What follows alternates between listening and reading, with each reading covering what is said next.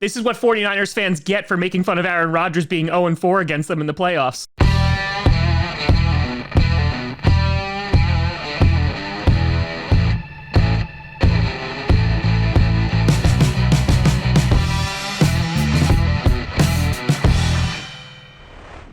Grossi Posse Packer Nation. Welcome to an episode of Packcast, the podcast where you don't have to be a Packers fan, but it sure does help. I'm your host, Tom. I'm not going to get my hopes up, Grossi. And today, breaking news, Deebo Samuel has requested a trade from the San Francisco 49ers. Rumors of this have been gearing up the past few days. Yesterday, you saw Deebo Samuel's brother saying that they were requesting a trade, and then it came forth today that that had happened. The 49ers have been aware of it. The 49ers are wanting and have wanted to offer a long-term extension to Deebo Samuel, who is in his contract year. However, Deebo Samuel is basically like, nah, I don't want to be here anymore. And apparently, according to guys like Ian Rappaport, this is not just about money, which you know, and we'll talk about. Deebo Samuel is going to command a ton of money. Thanks, Trent Baalke and the Jaguars. But apparently, Deebo doesn't like his role as it currently is with the San Francisco 49ers. And interviews with Shanahan have basically proven that this is how they want to utilize Deebo. They want to keep him as a deep threat and utilize him as a wide receiver, but you saw how productive he was as a running back last year, and it seems that Shanahan was planning to utilize him in the same way for this coming season. And Deebo Samuel apparently does not like that, getting hit too often, and he wants to be basically just a wide receiver. Now, it's important to note that the 49ers technically do not have to trade him, in which you could have Deebo Samuel sit out this year,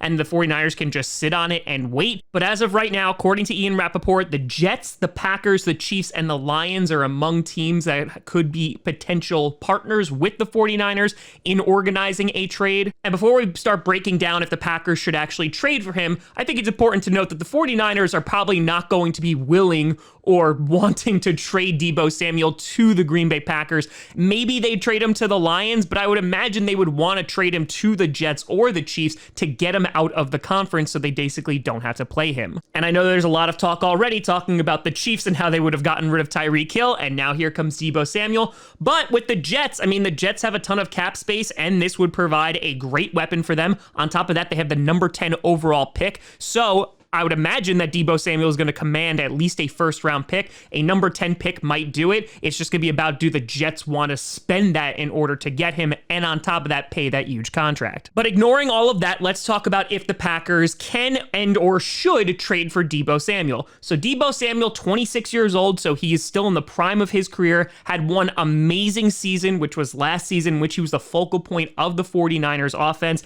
He had 77 receptions for over 1,400 yards, averaging 18 yards per reception, had 6 touchdowns as a receiver. Then on the ground, 59 rushes for 365 yards and 8 touchdowns. And again, the versatility in the way that he is used is what makes him so dangerous and what makes him so valuable. The thing that's a little bit concerning is if he says, I don't want to be a running back anymore, well, then you're going to take away 8 touchdowns from last year and basically take that out of the equation. That doesn't mean that he can't be used every now and then, or he can be used in the wide receiver screen game, but I imagine that Deebo Samuel wants to go to a team where he's like, hey, can I just run routes and catch the ball just so I'm not murdered every single time I try to run the ball? So the Packers, they did offer a major contract to Davante Adams. They offered to at least match the contract that he was going to get from the Raiders. We, of course, know Davante Adams turned that down. And so they would be willing to potentially spend that kind of money on Deebo Samuel, be able to get him for 3 to 4 years. And again, he still has an additional year on his current deal. Now, unfortunately, due to our cap space, this is going to be difficult to pull off. Could we trade for him and sign him to a big deal? Yeah, it's possible. The issue is it's going to cause a lot of restructuring, according to Ken Ingalls, who you can look on Twitter.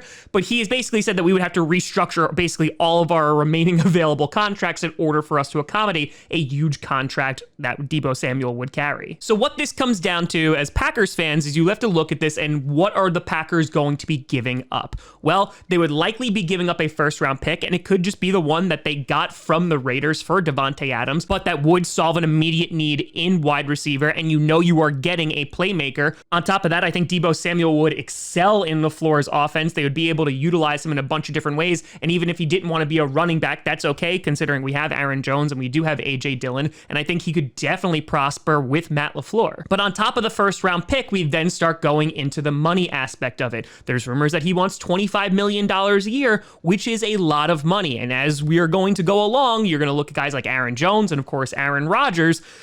Those contracts are going to add up very, very quickly. One of the focal points that I've been saying now for the past couple years is that the Packers need to draft and develop wide receivers because they're cheap. And like you look like a guy like Amari Rodgers, who definitely struggled last year, but could still develop into a good wide receiver. The best thing about it is we can wait because he's not really costing us anything. Deebo Samuel, who has had one really good year, I know his rookie year was good, but one really good year of production where he literally was their entire offense, it gives me some hesitation to throw $25 million a year at a guy who has just produced those kind of numbers in just one season. Compare that to Terry McLaurin, for example, with the Washington Commanders. That is a guy who has been consistent as hell regardless of who his QB is. And I don't know if that's actually going to happen, but I would love to have Scary Terry on the Green Bay Packers. You look at a guy like DK Metcalf. He's been consistent as hell. Yes, Deebo Samuel is probably more versatile than both of them, but that also could be limited based on his own demands that he doesn't want to be utilized like he was in Shanahan's scheme.